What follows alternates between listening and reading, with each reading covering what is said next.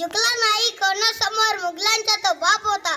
सर्वप्रथम रयतेचे राजे, स्वराज्य संस्थापक छत्रपती शिवाजी महाराजांना माझा मानाचा मुजरा. माझे नाव भावेशाई. सर्वांना माझे नमस्कार. सह्याद्रीच्या कडाकापणा नाही पांढर फुटेल, डोंगर माता नाही घाम फुटेल, झाडे शारतील आणि विशाल नभाला ज्या पुढे झुकावे लागेल असा रयतेचा राजा, आदर्श राजा म्हणजेच राजे शिवछत्रपती. 19 फेब्रुवारी 1630 सोनाची दिवस अशा मंगलदिनी महाराष्ट्रातील पुणे जिल्ह्यातील शिवनेरी किल्ल्यावर माता जिजाऊंच्या पोटी एका सिंहाचा जन्म झाला आणि तो सिंह म्हणजेच श्रीमंत योगी छत्रपती शिवाजी राजे भोसले.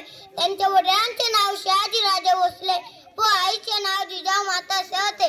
सह्याद्रीच्या कुशीतून एका हिरा चमकला, भगवा टिळा चंदनाचा शिवनेरीवर प्रगटला.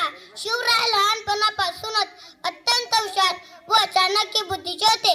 त्यांना वडिलांचा फारसा सहवास लाभला नाही, परंतु माता जिजाऊंनी त्यांना उत्तम संस्कार व शिकवण दिली. त्यांनी बालवयातच स्वराज्याचे स्वप्न शिवरायांच्या मनात रुजवले.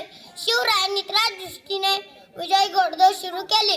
त्यांनी तानाजी मालुसरे, बाजी प्रभू देशपांडे, जीवामाल असे अनेक जीवाला जीव देणारे मावळे तयार केले. त्यांनी मावळ्यांसोबत रायरेश्वराच्या मंदिरात जाऊन स्वराज्य स्थापनेची प्रतिज्ञा केली. प्रतापगडावरील पराक्रम, आग्रह सुटका, जायचे कानाची पद्धती असे अनेक प्रसंग त्यांच्या शौर्य पराक्रम आणि महती पटवून देतात. सिंहाची चाल, गडुराची नजर, स्त्रियांचा आदर, शत्रूंचे मर्दन असे तसावे मावळ्यांचे वर्तन ही छत्रपती शिवरायांची शिकवण. दुर्दैवाने 3 एप्रिल 1680 मध्ये छत्रपती शिवाजी महाराजांनी अखेरचा श्वास घेतला. आज तरी ते आपल्यात नसले.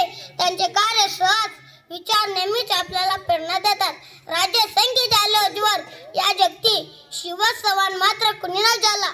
कर्व ज्याचे अशा महाराष्ट्राला एकच तो राजा शिवभावून गेला. अशा महान राजास माझा कोटी कोटी प्रणाम. बोला जय भवानी, जय शिवाजी, जय जिजाऊ.